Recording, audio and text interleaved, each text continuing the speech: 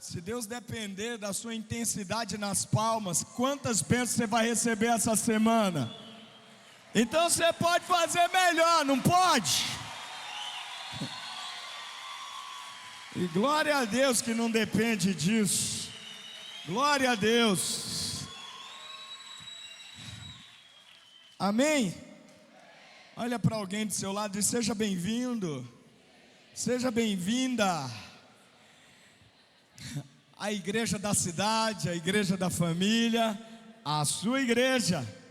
Amamos receber você nessa casa. Amamos estar com você aí, no lugar onde você está nos assistindo, porque cremos que esse é o melhor lugar para se estar, como acabamos de cantar. Amém, irmãos? Eu creio que existem algumas coisas que Deus nos fala somente quando a gente decide viver na presença dEle.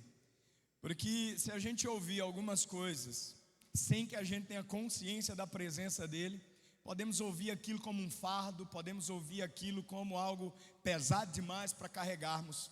Então existem algumas coisas que Deus só nos fala na presença de maneira manifesta. Amém ou não amém, irmãos?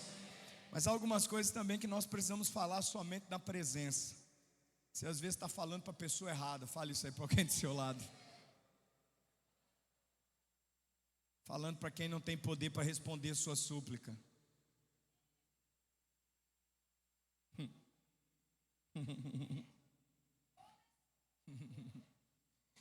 Está falando para a pessoa errada, irmão. E a passagem que eu quero compartilhar com vocês hoje é em Atos capítulo 28. Por favor, abra sua Bíblia em Atos capítulo 28. Eu estou certo de algo muito poderoso, que a perspectiva desse texto vai te ajudar a lidar com muitas coisas na sua vida. Amém ou não? Eu já estou na caminhada há muito tempo, irmão. Desde 93 eu entreguei minha vida para Jesus. E assim, já fui em cultos, em que a maioria deles, a intenção era boa, mas era só informar. Nós precisamos de algo que funcione para quando esse culto acabar. Esse culto coletivo. Nós precisamos de algo que funcione nas decisões que você está tomando, longe dos olhares dessas pessoas aqui. Agora olha para alguém do seu lado e diz: você está recebendo essa palavra? Você vai fazer o que com ela depois que esse culto acabar? Vai terminar na batata recheada? Que a propósito, se você não comprar uma para mim, vou ficar de mal com você.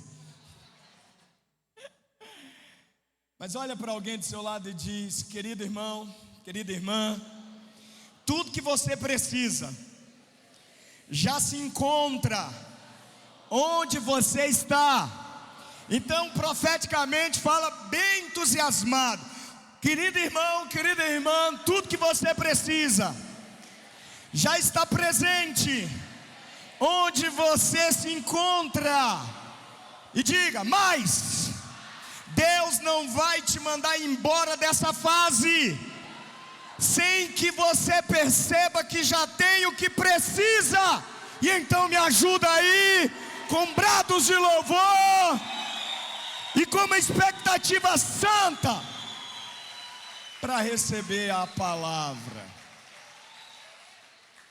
Então, aos irmãos que estão sentados, se você não estiver aleijado, com a coluna torta e quiser ficar aleijado, pode permanecer sentado.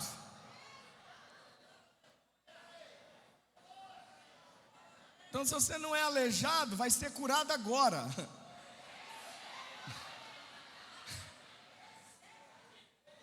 Porque sua deficiência não está no físico, está na mente. E Deus te trouxe aqui para te dar uma mente nova, em nome de Jesus. Deixa eu ir para a palavra, né, irmãos? Não. Atos capítulo 28, por favor. Atos capítulo 28, do verso 1 ao verso 10. Uma vez em terra, descobrimos que a ilha se chamava Malta. Os habitantes da ilha mostraram extraordinária bondade para conosco. fizeram uma fogueira e receberam bem a todos nós, pois estava chovendo e fazia muito frio. Paulo juntou um monte de gravetos. Quando os colocava no fogo, uma víbora fugindo do calor. Diga assim: fugindo do calor. Fala de novo, irmão: fugindo do calor. Ela pulou na mão de Paulo. Olha só, fugindo do calor, prendeu-se à mão de Paulo. Quando os habitantes da ilha viram a cobra agarrada na mão de Paulo, disseram uns aos outros: certamente esse homem é assassino, pois, tendo escapado do mar, a justiça não lhe permite viver. Mas Paulo, sacudindo a cobra no fogo, não sofreu mal nenhum. Eles, porém, esperavam que ele começasse a inchar ou que caísse morto de repente. Mas, tendo esperado muito tempo e vendo que nada de estranho acontecia a Paulo, mudaram de ideia e passaram a dizer que ele era um deus. Próximo dali havia uma propriedade pertencente a Públio, o homem principal da ilha. Ele nos convidou a ficar em sua casa e por 3 dias bondosamente nos recebeu e nos hospedou. O pai de Públio estava doente, acamado, sofrendo de febre e de disenteria. Paulo entrou para vê-lo e depois de orar, impôs-lhes as mãos e o curou. Tendo acontecido isso, os outros doentes da ilha vieram e foram curados. Eles nos prestaram muitas honras e quando estávamos para embarcar, forneceram-nos os suprimentos de que necessitávamos. Vamos orar, irmãos. Deus, muito obrigado por essa palavra, que ela realmente nos coloque no caminho em que precisamos trilhar de uma maneira muito clara. E nós pedimos que o Espírito Santo nos toque nossa mente com revelação, mas toque nosso coração com avivamento. Caminharmos no conhecimento e no fogo do avivamento, para que depois daqui outras vidas sejam tocadas através da nossa vida. É a minha oração em nome de Jesus. Amém, amém e amém. Você pode sentar.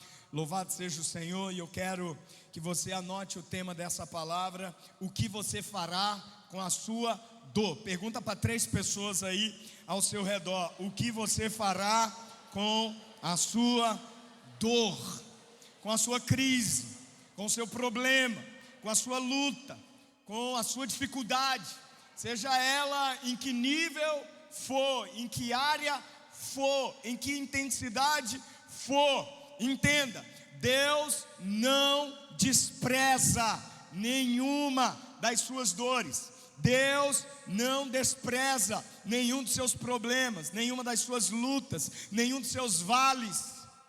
Deus não despreza isso. E até o final dessa palavra eu acredito que você terá toda a condição, debaixo da unção do Espírito Santo, para responder o que você quer fazer com a dor que está enfrentando, com a dor que está vivendo, com a crise que está passando, com a luta que está enfrentando. Eu estudei 5 anos psicologia, comportamento humano, personalidade humana, reflexos, condicionamentos, tudo que diz respeito à psique humana.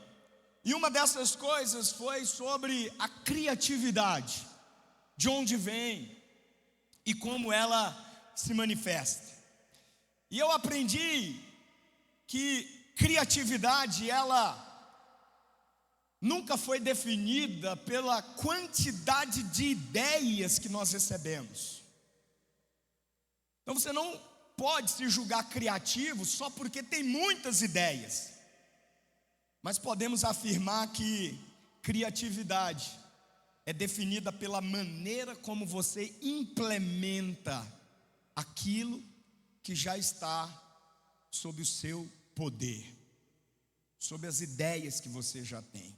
É pensar de uma maneira nova aquilo que era velho. É por isso que as Escrituras dizem que eis que tudo se fez novo, mas não novo a partir do nada, novo a partir do que era velho. Já está aí. Você é criativo, irmão. Eu vou afirmar de novo: você é criativo.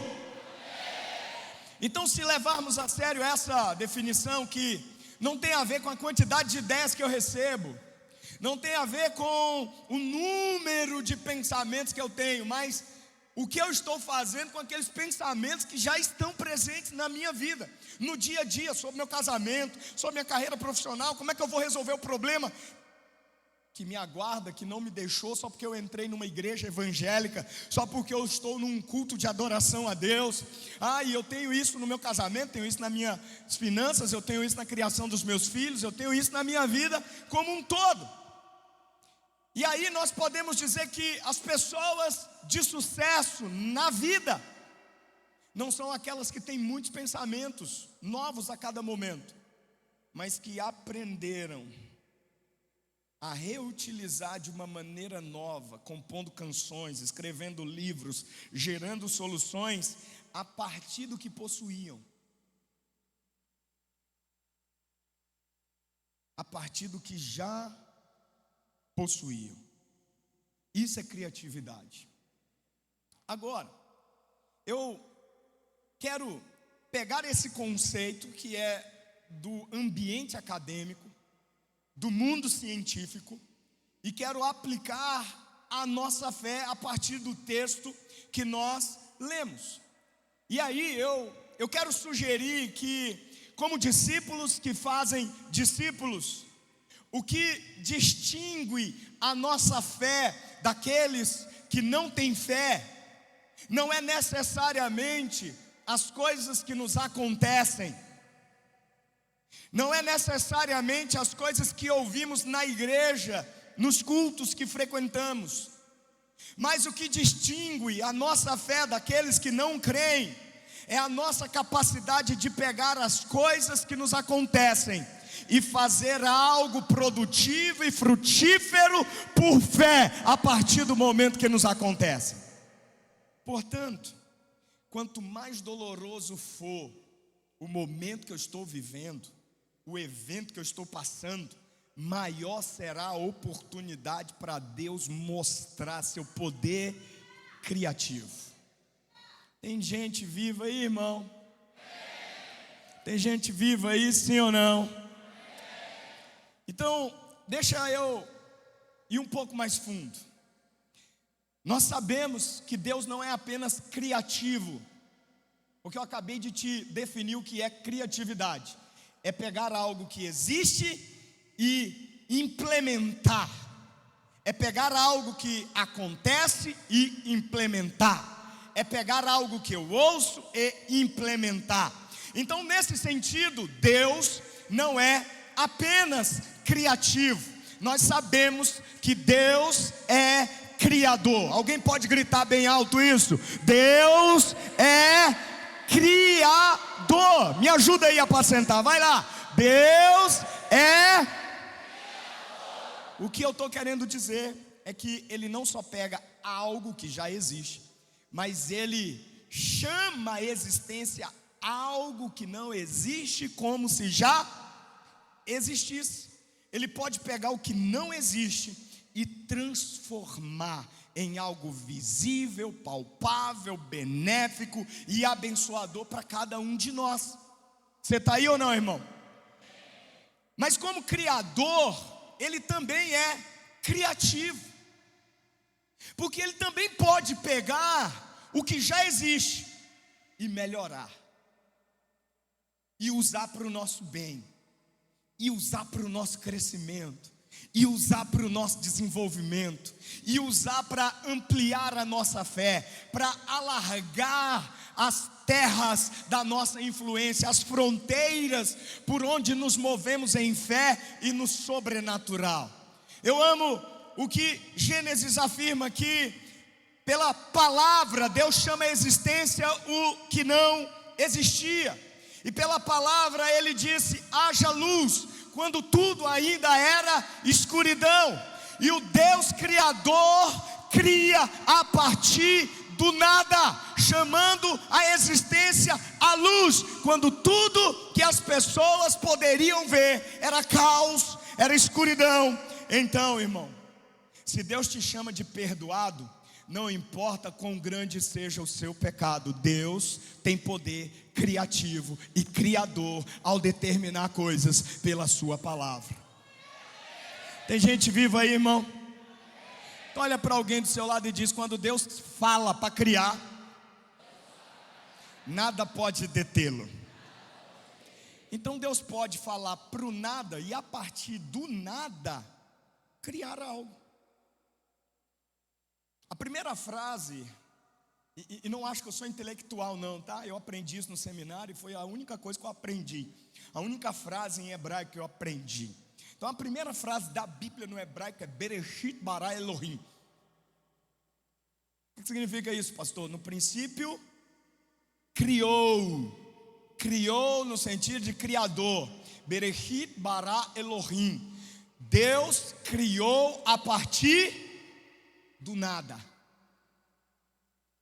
A partir do nada. Diga assim: Deus criou a partir do nada.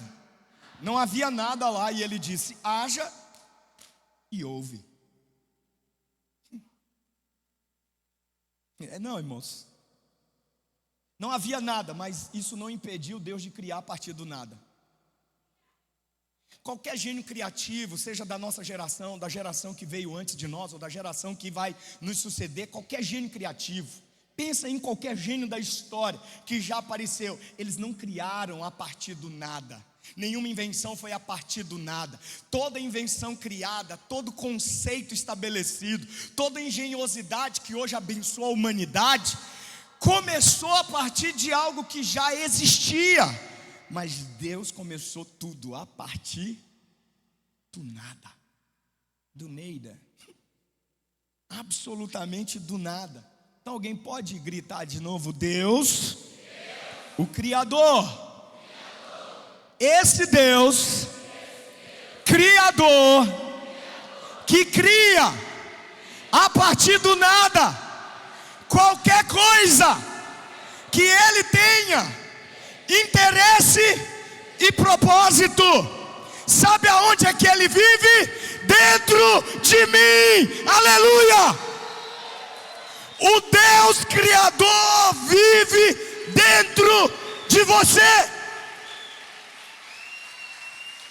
Então, se o Deus que pode fazer algo do nada está vivendo dentro de mim e dentro de você, é lógico que o Deus que cria do nada, do bará, do inexistente, do que não existe, se Ele criou do nada e está vivendo dentro de mim, será que Ele não pode usar a dor que você está vivendo, mesmo que não seja o que você orou, esperou, desejou, transformá-lo exatamente no que você precisa, no momento em que precisa e do jeito que precisa, porque Ele é Deus, Ele é bom e Ele é gracioso. Posso ouvir um amém dos irmãos, sim ou não? Então eu acredito que você está comigo até aqui, sim ou não? Criatividade, mas Deus não é só criativo, Deus é criador, porque Ele cria a partir do nada. Mas se Ele cria a partir do nada e Ele vive dentro de mim, Ele pode fazer algo criativo a partir daquilo que eu estou vivendo. Você entendeu isso ou não? Gastei 10 minutos para te explicar isso aqui. E se você está comigo até aqui, eu preciso ir um passo além. Porque fica fácil entender isso se você faz tempo que entregou sua vida a Jesus. Você crê que Deus pode usar qualquer coisa, seja ela existente ou inexistente. Amém ou não? Amém ou não? Então, eu quero ir um pouco mais fundo nisso, porque Esse conceito está estabelecido no coração, esse conceito está estabelecido na prática, esse conceito está estabelecido na nossa conduta, nas nossas canções, em nossas orações. Mas eu, olhando as Escrituras, posso afirmar para você que Deus pode não só pegar algo que existe, mas pegar algo que existe e que refletiu minha estupidez.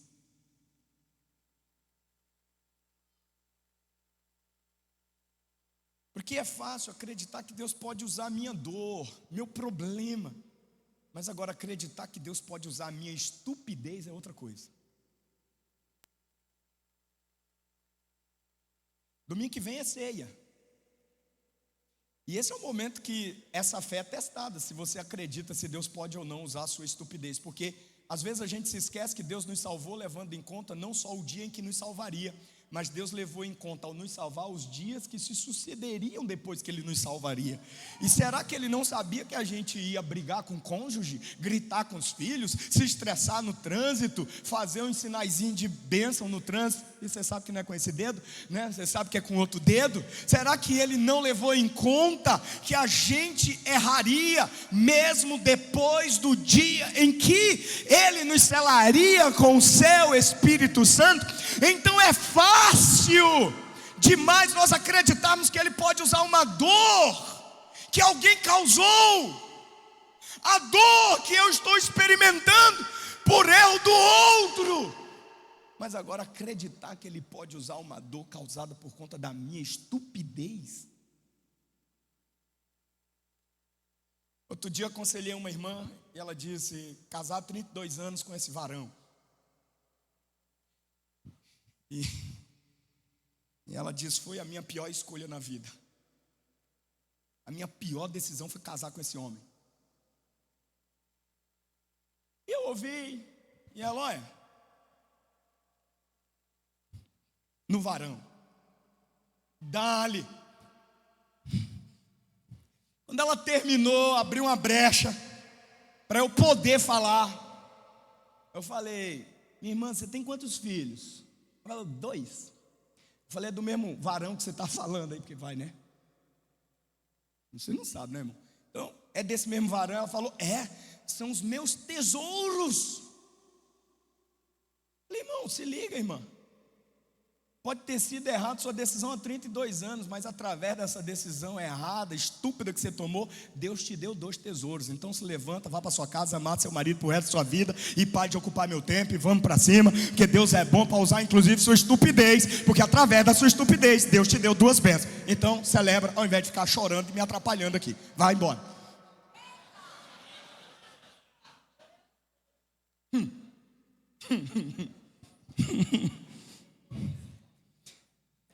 Então eu quero que você grite isso. Decisões idiotas não impedem Deus de ser criativamente criador.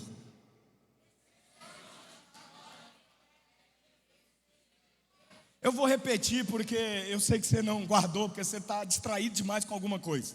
Decisões idiotas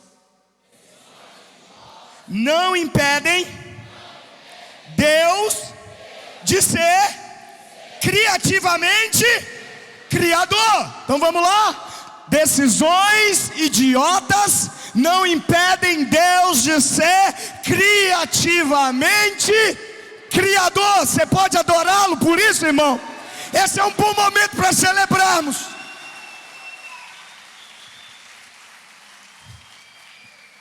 Então, antes de entrar no texto, deixa eu conduzir você para um pensamento bíblico. Isso está na Bíblia inteirinha, o tempo todo.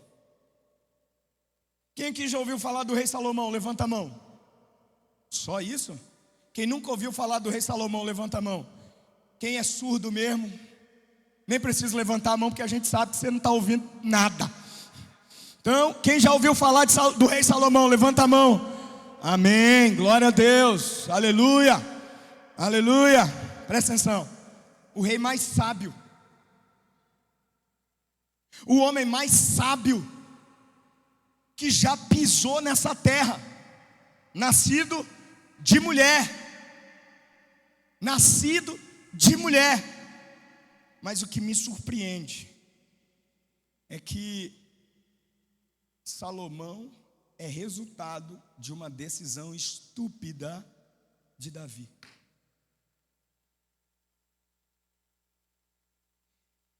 Talvez isso te ajude a não se sentir tão mal pelas decisões. Quer dizer, você nunca tomou decisão tola, estúpida. Você é a pessoa mais santa que eu conheço na minha vida inteira. Você nunca tomou uma decisão estúpida, nunca na vida, nunca. Isso é coisa de crente aí, né? Mas não nosso, é desses crentes aí, não é verdade? Mas aqui não, aqui é só gente que nunca tomou uma decisão estúpida na vida, nunca, só decisão acertada. Está todo mundo cheio do dinheiro, emocionalmente saudável, com os planos e os sonhos, assim, tudo realizado, porque tudo que decidiram foi tudo acertadamente, né? Foi tudo alinhado, foi tudo perfeitinho. Fala para alguém do seu lado, de quem que ele está falando mesmo?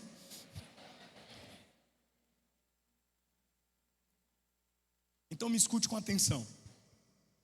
Deus prefere que você use a sabedoria dele enquanto você viver. Vou dizer de novo. Deus prefere que você use a sabedoria dele enquanto viver. Mas, e sempre tem, né, Danila? Mas, se você não usar a sabedoria dele, Deus é criativamente criador, Deus é grande o bastante, bom o suficiente, incrivelmente maravilhoso, que quando você não usar a sabedoria dele, ele vai usar a sua estupidez.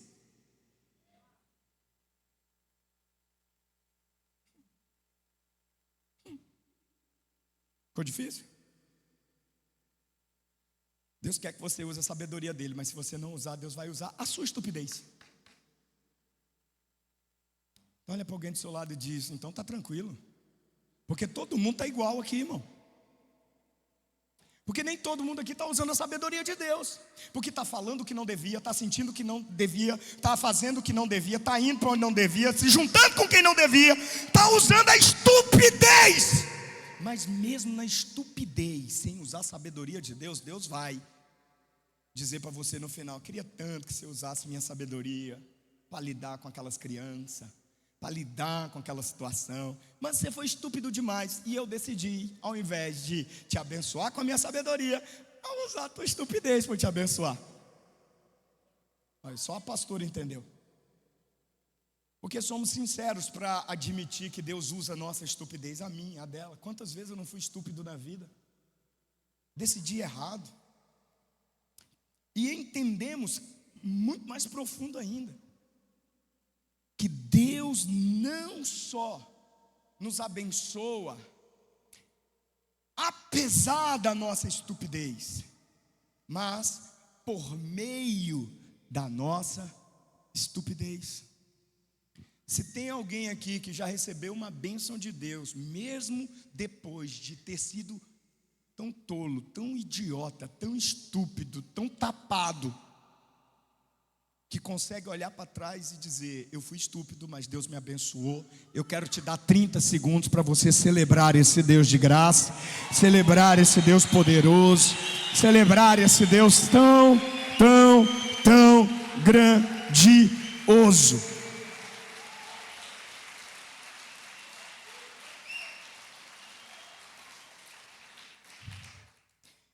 Então o fato é que Deus pode fazer mais através da nossa estupidez do que qualquer homem ou mulher que está me ouvindo agora ou que me ouvirá depois podem realizar através da sabedoria sem Deus, apenas com algo criativo.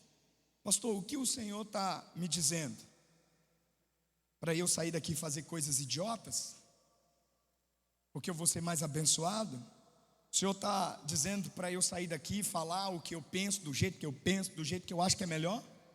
O que o Senhor está me dizendo? Para eu sair daqui, tomar as decisões ruins, casar com as pessoas erradas, fazer as coisas erradas? Não estou dizendo nada disso. Porque tudo que eu disse está conectado ao que eu li no começo dessa palavra com Atos 28.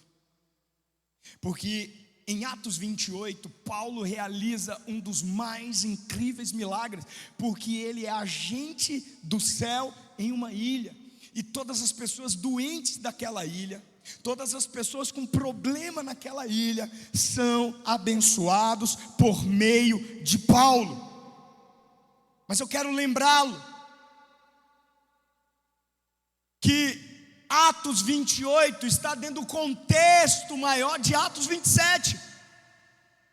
E em Atos 27, a grande tempestade que Paulo enfrentou com outros 275 homens, começou porque alguém decidiu ser estúpido, ao invés de caminhar na sabedoria de Deus.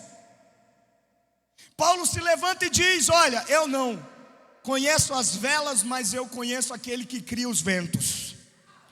E porque eu conheço aquele que cria os ventos, ele me diz: não é o momento para navegar. Mas eu não sou nenhum expert em navegação. Eu só caminho em intimidade o suficiente com aquele que sopra ventos e faz ventos aquietar. E mesmo diante dessa palavra, eles decidiram caminhar pela estupidez. Você está aí? E decidiram mesmo assim navegar. E aí enfrentaram tempestade, enfrentaram dias e noites sem ver sol, sem ver estrela, sem ver lua. E eu penso que as pessoas naquele navio pensavam: a gente deveria ter ouvido. Você já chegou a essa conclusão alguma vez, depois de ver a estupidez bater na sua cara? Deveria ter ouvido. Agora é bom quando a gente faz essa avaliação. O ruim é quando alguém fala isso para nós. Eu te disse. Mulheres são expertas nisso. Porque a gente é estúpido mesmo, os maridos, quem manda? Deus criou a sabedoria nelas. E elas às vezes são bem mais prudentes do que nós. Você está aí ou não? Você está aí ou não? Então veja, irmão, veja. Eu penso que o que impede muitas pessoas de crerem que Deus pode usar a vida delas, a situação delas, é que elas sabem que o problema onde elas se meteram não é culpa do diabo,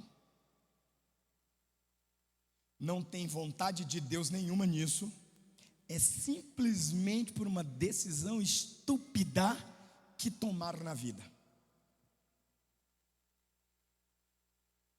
Responderam uma conversinha de WhatsApp que deveriam ter excluído e bloqueado aquele contato. Peguei você. Deveria ter dito não àquele pedido de vamos comprar, vamos viajar, vamos gastar.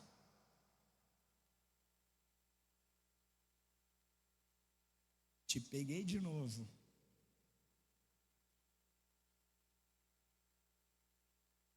Você está aí? E aí as pessoas dizem: puxa, como é que Deus pode me usar se não foi o diabo? Eu não posso nem culpar o diabo. Porque se eu posso culpar o diabo, alguém vai lá, ora por mim, expulsa o diabo, ponto, acabou. Agora quando eu sou ruim mesmo, alguém chega lá e diz: eu expulso você do diabo, sai daí, você está atrapalhando o diabo.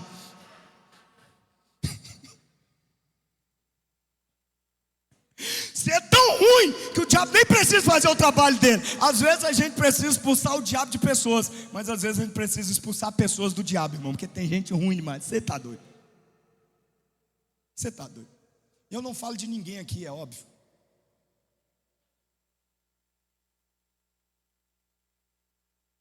É difícil acreditar que Deus vai me tirar disso quando eu mesmo me meti nisso.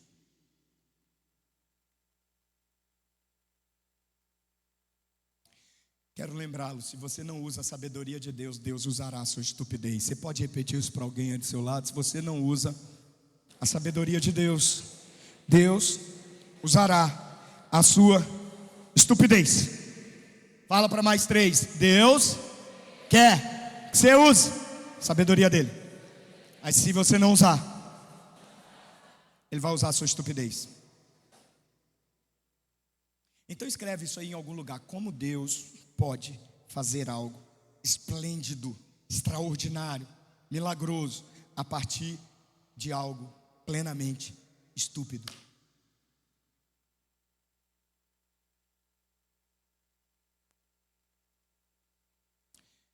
Como, pastor? Irmão, isso se chama graça. Graça. Você quer uma definição de graça? Vou te dizer, quando você não usa a sabedoria de Deus, Deus usará a sua estupidez. Porque não existe neutralidade nisso. Ou eu caminho na sabedoria dele, ou eu me lasco caminhando na minha estupidez. Eu tenho que falar devagar, porque senão as pessoas pensam que eu estou brabo. E eu não estou brabo, hoje eu estou relax, suave na pista. Você está aí? Quando você não usa a sabedoria de Deus, Deus vai usar a sua estupidez. Quando você escolhe a coisa errada, Deus vai usar essa coisa errada mesmo assim. Aquela tempestade, por uma decisão estúpida, levou Paulo e os outros 275 homens daquela embarcação para uma ilha chamada Malta. Você está pegando ou não? A decisão estúpida não foi descartada por Deus, foi usada por Deus. Levou para uma ilha que eles não sabiam o nome. Mas ao chegarem nessa ilha,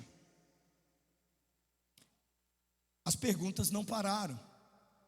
E se você não ler, por exemplo, o verso 44 do capítulo 27, você vai pensar que Paulo chegou numa ilha tranquilamente, porque ele saiu de férias, porque acabou de ser perseguido em Listra e Icônio, e quase apedrejado, levou uns catiripapo e teve que sair. Então ele desligou o celular e foi para uma ilha passar alguns dias de férias.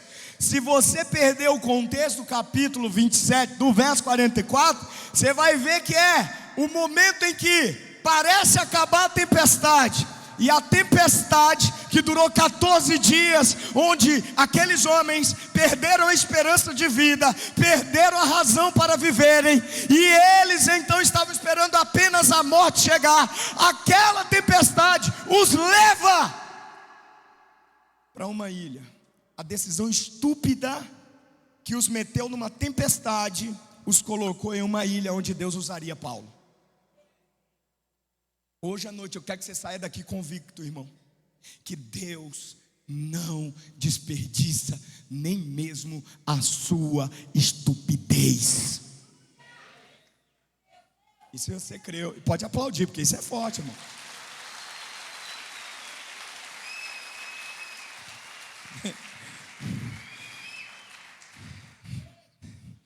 Então veja, irmão, Paulo avisou os caras que não deveriam tomar essa decisão. No meio da decisão, Paulo não jogou nada na cara deles. No pior momento da tempestade, Paulo se levanta e diz: Deus me mostrou que nenhum de nós vai morrer. Cadê os sacerdotes de casa aqui? Levantem a mão. Cadê os homens líderes do seu lar e da sua família aqui? Levantem a mão. Deixa eu te dizer uma coisa: não é porque algo deu ruim que você tem que repetir o que está sendo ruim. Se levante e diga: deu ruim, mas ninguém vai morrer, Deus vai nos tirar dessa. Eu creio e espero esse dia em nome de Jesus. Tem alguém que crê comigo aqui nessa verdade? Então eu posso dizer que Deus ainda pode usar a minha estupidez, e eu estou convicto disso no texto. Pelo menos por duas razões. Primeiro, a tempestade pela qual eles passaram foi uma tempestade desnecessária, por conta de uma decisão estúpida. Nem toda tempestade é fato e pode ser evitada, mas tem gente entrando em tempestade porque é estúpido demais para andar na sabedoria de Deus. Olha para o seu irmão, ficou tenso, né? Mas vai melhorar. Fala isso aí para alguém do seu lado. Vai melhorar. Irmão, estava no poder daquele capitão, daquele centurião, evitar essa tempestade.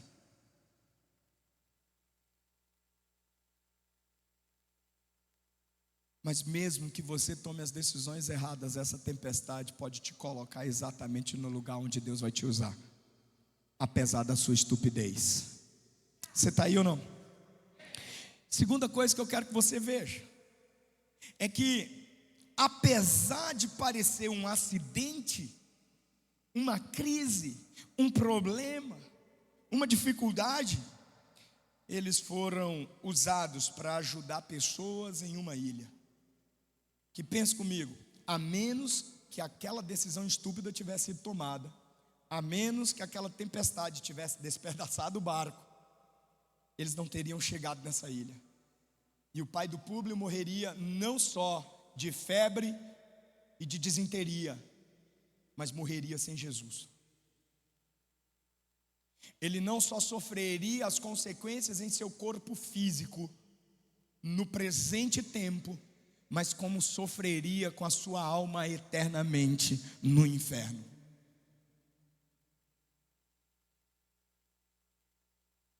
E a vida não é mesmo assim, irmão? Eles nem sabiam o nome da ilha, só foram saber o nome da ilha depois que chegaram lá. Você está aí ou não? Você está aí ou não? Então, se eu não sei para onde essa tempestade pode me levar,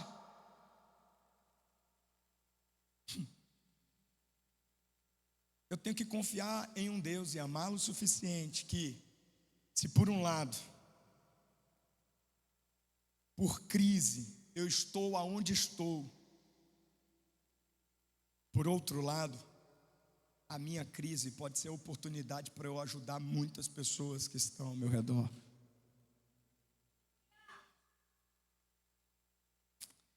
E tudo indica nesse texto que a crise não passou para Paulo ajudar ninguém. A coisa não melhorou para Paulo, não ficou confortável, não ficou suave. O cara acaba de sair de 14 dias de jejum. Eu não sei se você já andou de barco, mas irmão, no normal isso ali já dá um treco no estômago, dizendo, no normal. Agora imagina jogado para lá, para cá, porque eles ficaram à deriva. Acabou a tempestade, pus o pé na ilha, chuva e frio.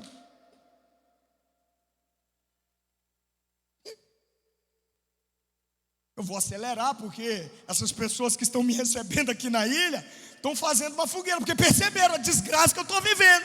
Eu vou acelerar. E querendo ajudar, eu me firo muitas vezes. Porque o texto diz que Paulo pegou um monte de graveto e está lá ajudando a aumentar o fogo. E enquanto ele está tentando ajudar, ele joga um graveto, não vê a cobra, e aquele calor que estava servindo para aquecê-lo também serviu para algo feri-lo. Você já viveu algo na vida que algo em um momento te aquece, em outro momento te fere? Eu estou falando de casamento, irmão. Olha, vamos mudar de assunto, é melhor. Eu estou falando de criação de filhos. Uma hora a gente está rindo. Ai, meu Deus, essa criança não dorme, pelo amor de Jesus. Aí, quando eles chegarem na fase adolescente, você vai perceber que não dormir era o menor dos problemas.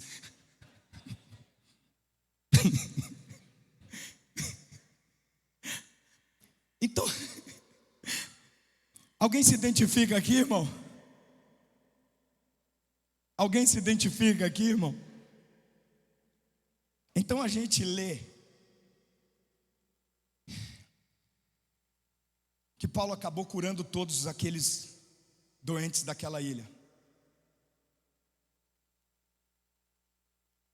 Então eu quero fazer uma pergunta aqui. Eu quero que você responda com palmas, para interagir, para você não dormir. Fala isso aí para alguém do seu lado, para interagir. Então, você vai responder com palmas, tá? Quantos acreditam que Deus estava chamando Paulo para aquela ilha a fim de ajudar aquelas pessoas doentes? Aplaudam.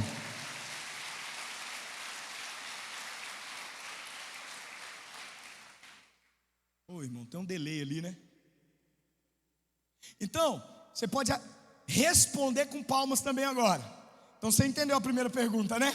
Quantos acreditam que Deus chamou Paulo para ajudar aquelas pessoas doentes naquela ilha? Primeira pergunta. Segunda pergunta: quantos de vocês acreditam que Paulo sofreu tudo aquilo por causa da decisão estúpida que os marinheiros tomaram?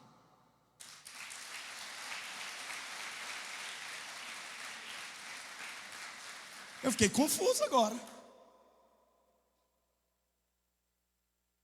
Então, quantos acreditam que Deus chamou Paulo para aquela ilha para ajudar as pessoas?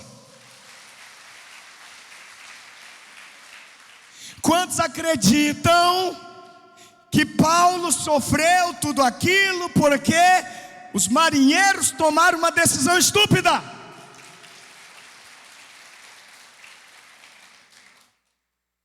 Então, é uma crise ou é um chamado? Ou é um chamado disfarçado de crise?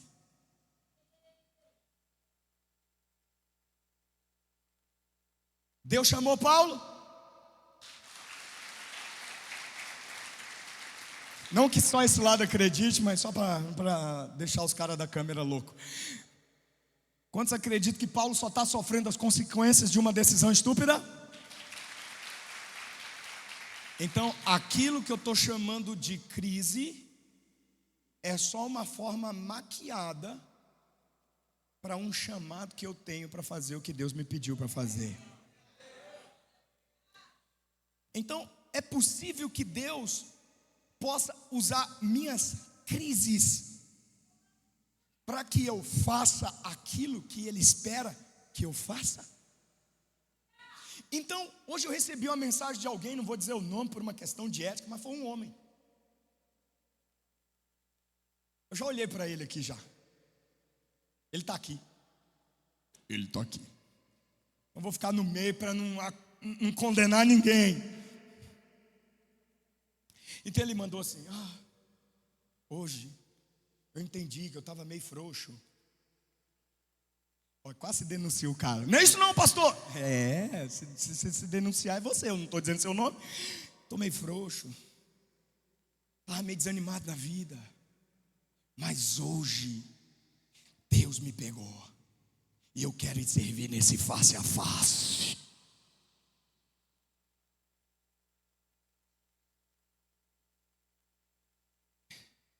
A maioria de nós está esperando Deus resolver nossas crises para a gente fazer o que Ele pediu para a gente fazer. Quando Ele está dizendo que eu posso usar até mesmo a sua crise para cumprir o que eu te mandei fazer. Então a pergunta da palavra hoje é: o que você fará com a sua dor? Você vai sentar e chorar? Vai parar?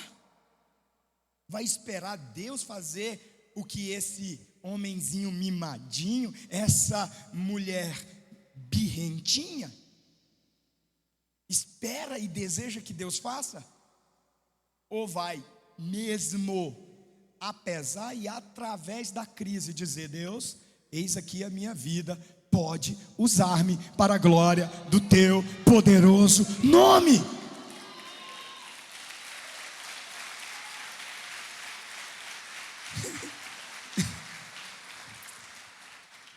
Então, veja, o que me abençoa hoje é saber que mesmo a irmã pastora com as mãos quebradas, que o marido do lado dela ali não abriu o texto sagrado para ela ler, ele quer ajudar em outras coisas. Viu?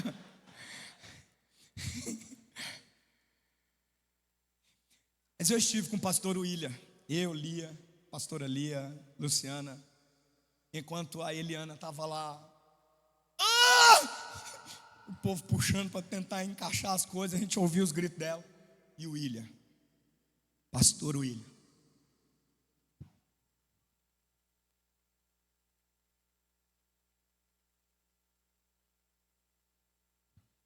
eu não sei mais o que fazer com essa mulher. Mulher teimosa. Parecia um cacique, irmão. Índio não quer mais ir.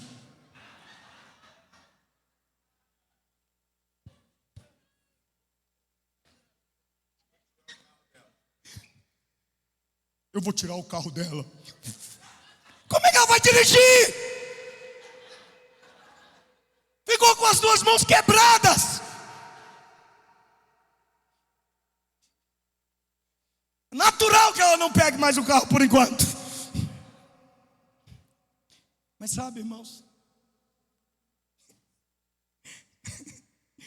o que me abençoa é que a irmã de mão quebrada veio com a mão quebrada para os cultos.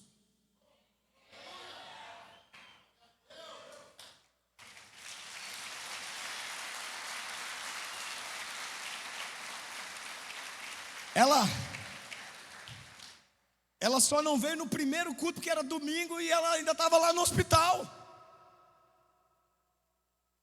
Mas depois que ela saiu do hospital, mesmo descabelada, sem maquiagem nenhuma, ela veio.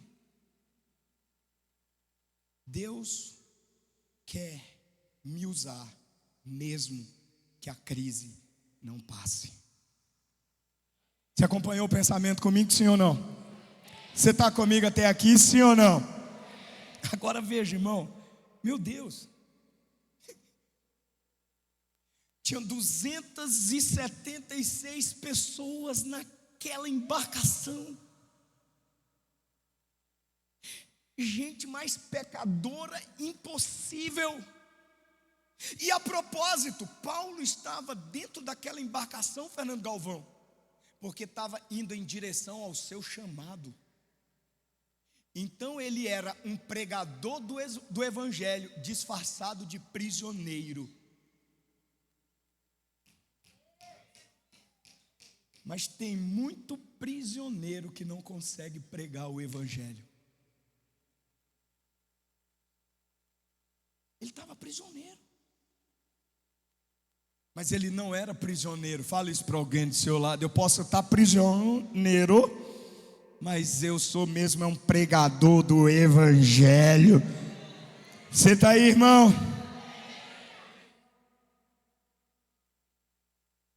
Sabe, Tânia, como eles chegaram naquela ilha? Porque o capítulo 28 diz que eles chegaram na ilha.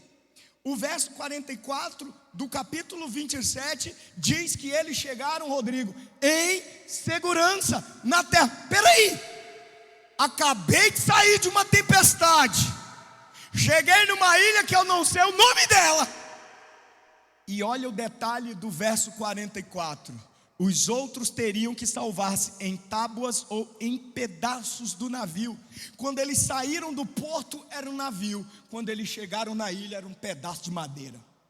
Deus pode usar até os pedaços que sobrarem para te levar a cumprir o propósito que Ele tem para a sua vida. Eu queria chegar de navio, mas eu não tenho navio, eu tenho um pedaço. Não deixarei de fazer o que Deus me chamou para fazer, só porque eu estou com um pedaço. Só porque eu não penso mais do jeito que costumava pensar, só porque eu não falo mais do jeito que costumava falar, só porque eu não consigo mais me mover como eu costumava me mover, mas eu ainda tenho um pedaço de algo. E Deus pode usar até mesmo um pedaço de algo para fazer cumprir o propósito dele. Olha para alguém do seu lado e diz: você queria chegar de navio, né? Mas só sobrou um pedaço, né? Deus pode usar o pedaço, fala isso aí, para fazer você chegar em segurança. Todos chegaram a salvo, não no navio. O navio despedaçou, aquilo que era segurança para eles se espedaçou. Agora aquilo que eles disseram, só sobrou um pedaço. Como é que Deus pode usar isso? O milagre não está no fato de você não viver a tempestade. O milagre está em você sobreviver à tempestade com um pedaço que sobra.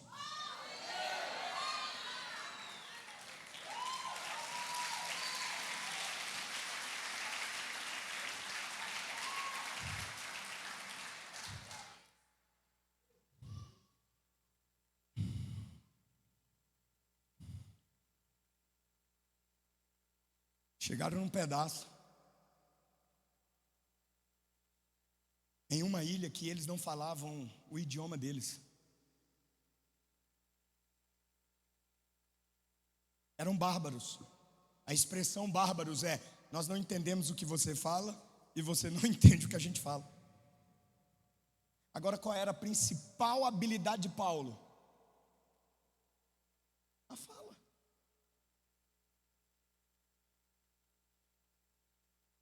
Agora, como é que Deus pode usar a fala num lugar onde ninguém me entende? Você está aí? Hoje nós citamos em nossos púlpitos as frases que Paulo escreveu, que encorajou os irmãos do primeiro século, do segundo, do terceiro, e está encorajando a gente, vai encorajar, se Jesus não voltar, os irmãos que virão depois da gente. A fala era o principal dom de Paulo. Mas o que é curioso é que na crise Deus não quer usar o que é principal em nós, porque senão a gente vai depender da gente.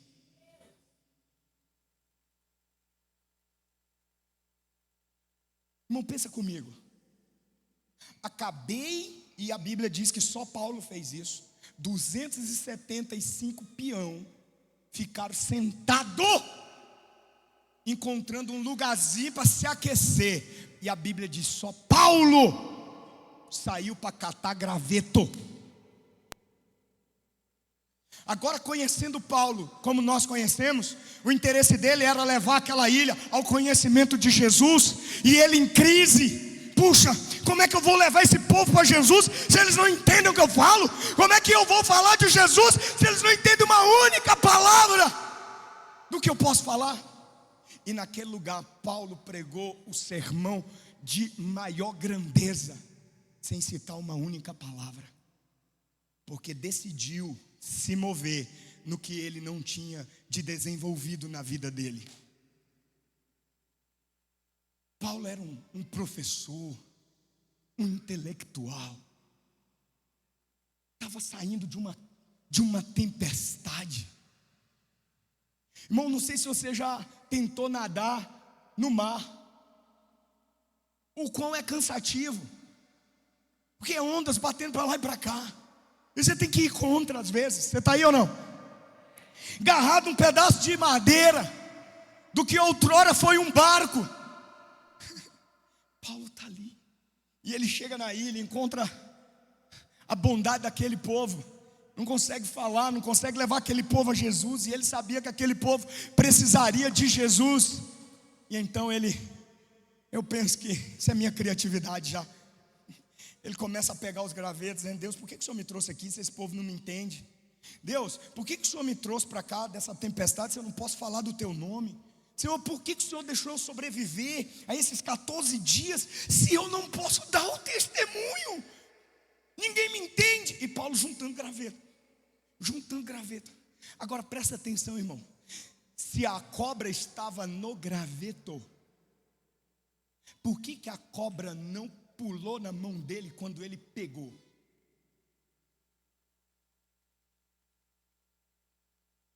Pergunta.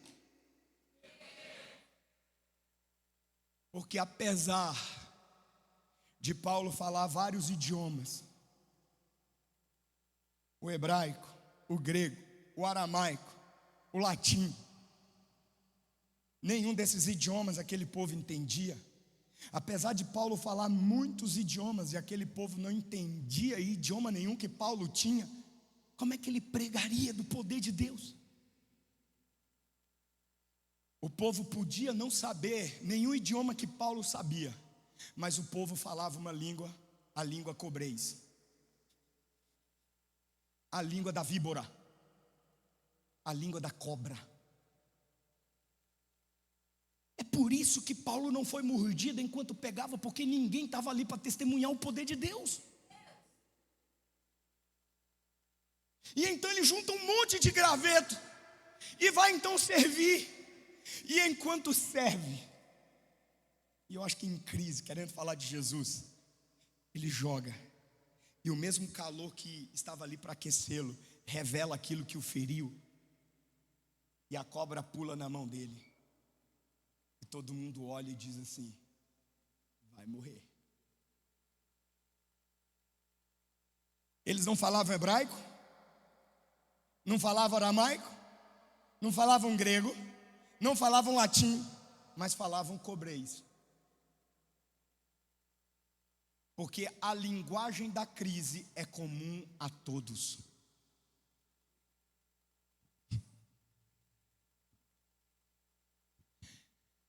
A Bíblia diz: eles esperavam Paulo cair envenenado. Eles esperavam Paulo em algum momento inchar e morrer. Não aconteceu que Paulo caiu em nenhum momento. Não aconteceu que Paulo inchou em nenhum momento. Por quê? Você já parou para perguntar por que tudo eu? Por que só comigo? Quem já? Levanta a mão aí. Levanta a mão. Se você não perguntou, se prepara. Vou orar para Deus te dar uma situaçãozinha. Mandar uma serpentezinha para... Olha aqui, irmão, antes de chegar nesse assunto, qualquer coisa que você tente gerar avivamento vai despertar demônios para te picarem. Quer gerar avivamento na sua família? Espere ser picado. Quer gerar avivamento na sua célula? Espere ser. Quer gerar um avivamento no trabalho? E a maioria de nós picado, sabe o que quer fazer? Discutir com a cobra. Por que, sua nojenta? Tinha 275, inclusive, folgados. Por que eu que estou servindo?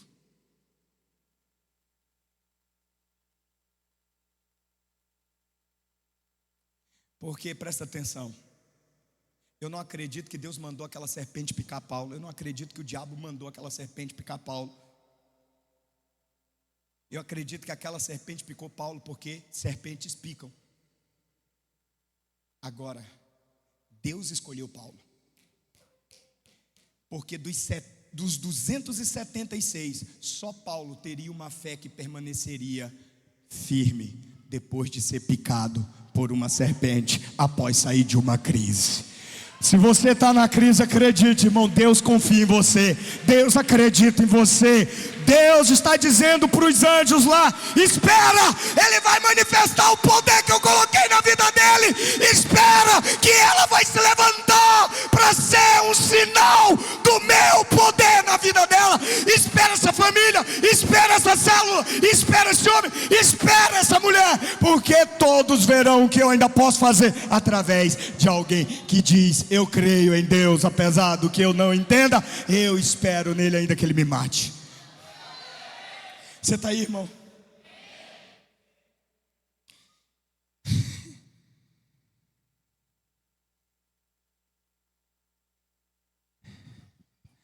Dos 276, Deus falou: Paulo, eu quero te tirar da zona de conforto. Você está habituado a usar a fala, é o seu dom maior. Eu quero te colocar no lugar para usar aquilo que você tem menos desenvolvido.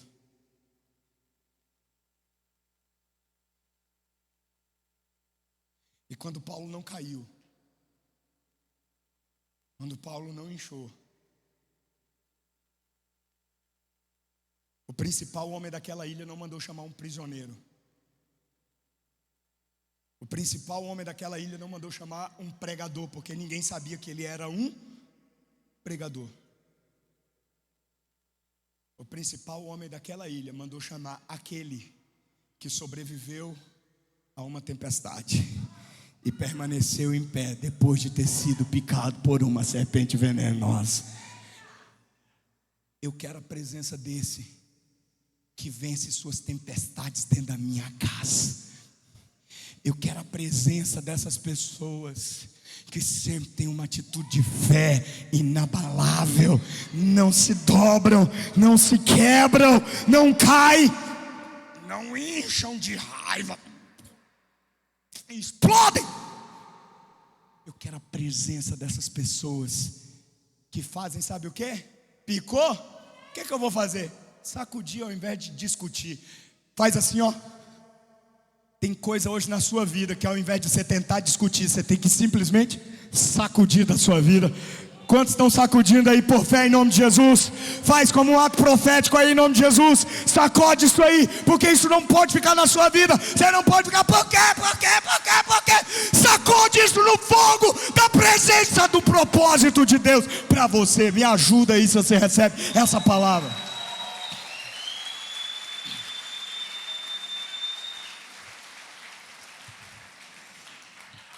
Então o que eu vou fazer com a minha dor, pastor? Sacudir no fogo, irmão. Fala isso aí para alguém do seu lado. Sacode no fogo essa desgraça. Deixa Deus usar. Fala isso para alguém do seu lado. Deixa Deus usar até a sua dor.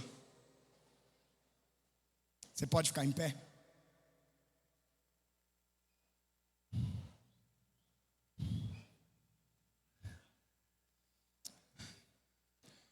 Só porque você não escolheu não significa dizer que Deus não vai usar.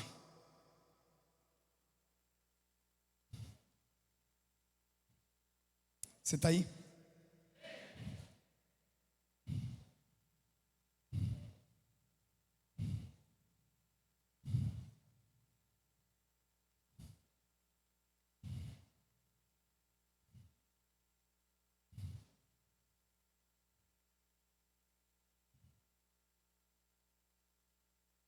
Se move não, irmão, não acabou não.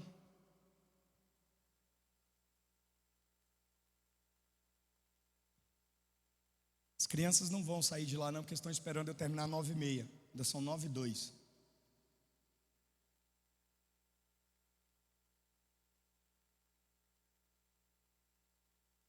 Aonde a serpente picou? Aonde? Aonde? Presta atenção no que eu vou te falar agora. O diabo nunca vai bater em uma área na sua vida que ele não saiba que tem um potencial para ser usado por Deus para manifestar o poder de Deus.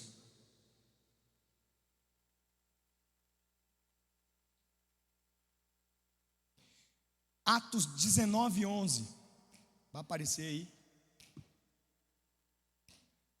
Diz, eu falei qual era a versão aí, irmão. Você já moiou aí já. Aí. E Deus,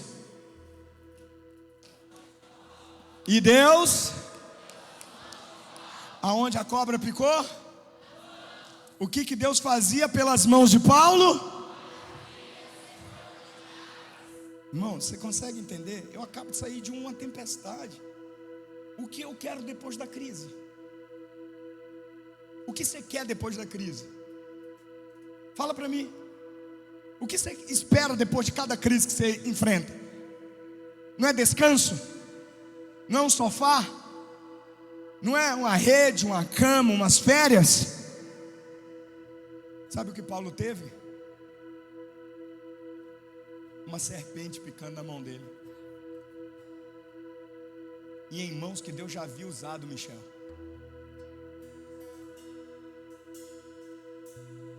A expressão maravilhas extraordinárias no original é milagres criativos.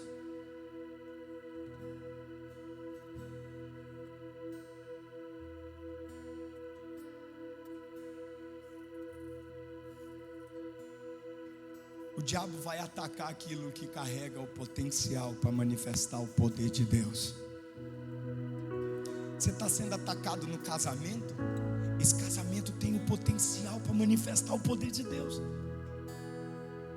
Você está atacado nas finanças? Você carrega o potencial financeiro para manifestar o poder de Deus. Você está atacado na saúde física? Sabe, o milagre que Deus quer fazer carrega o potencial para manifestar o poder dele.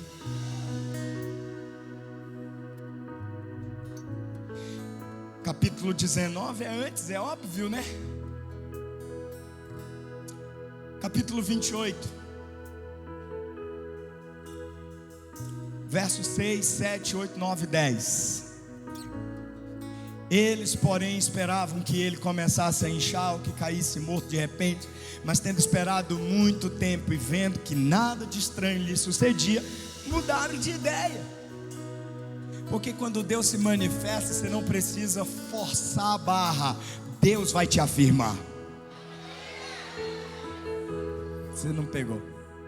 Você não precisa vir aqui, eu mudei, hein? Não.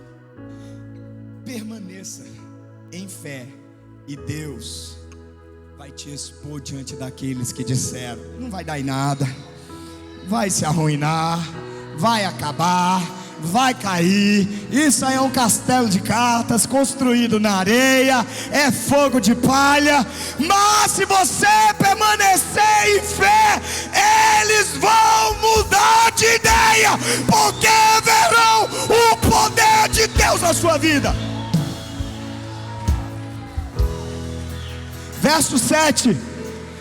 Próximo dali havia uma propriedade pertencente a Públio, o homem principal da ilha. Ele nos convidou a ficar em sua casa, e por 3 dias bondosamente nos recebeu e nos hospedou. Seu pai estava doente, acamado, sofrendo de febre e disenteria. Paulo entrou para vê-lo.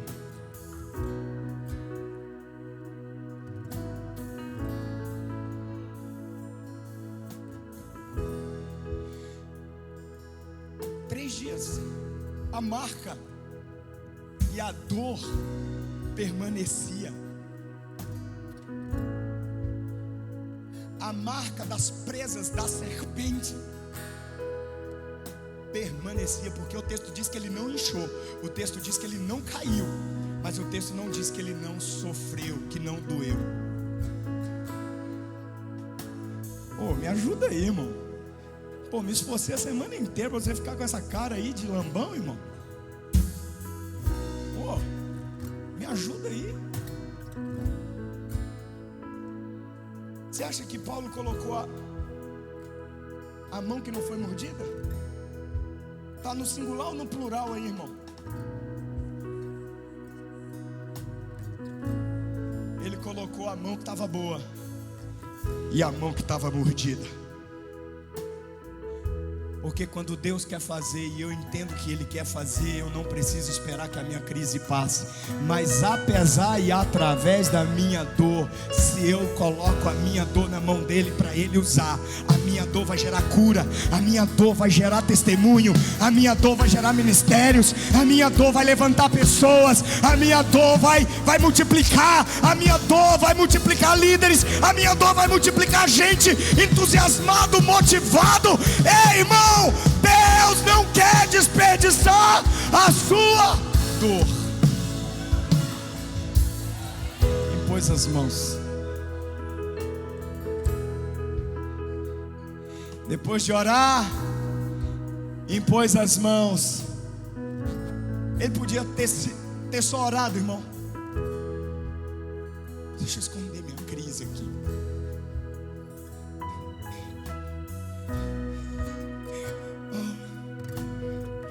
Ajuda ele.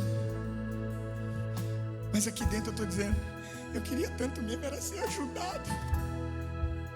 Eu queria tanto mesmo que essa dor passasse. Mas se eu não tenho vergonha da minha dor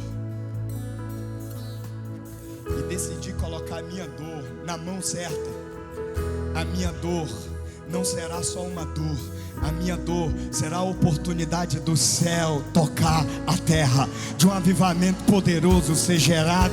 Porque veja, olha o que acontece no verso 9. Passa, filho.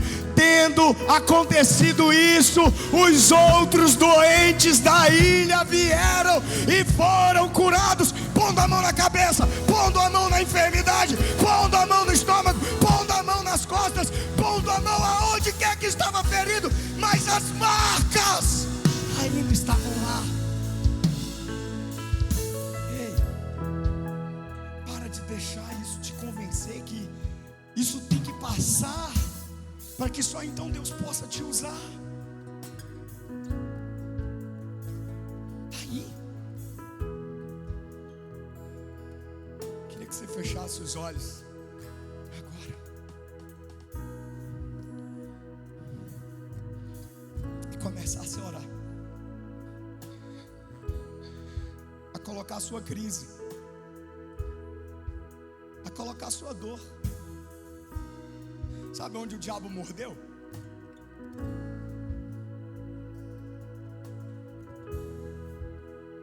Fecha os olhos. O que você fará com essa dor? Vai sair daqui com ela nas suas mãos? Não vai gerar poder nenhum. Mas se você entregar para Deus, isso tem um poder criativo de gerar coisas novas.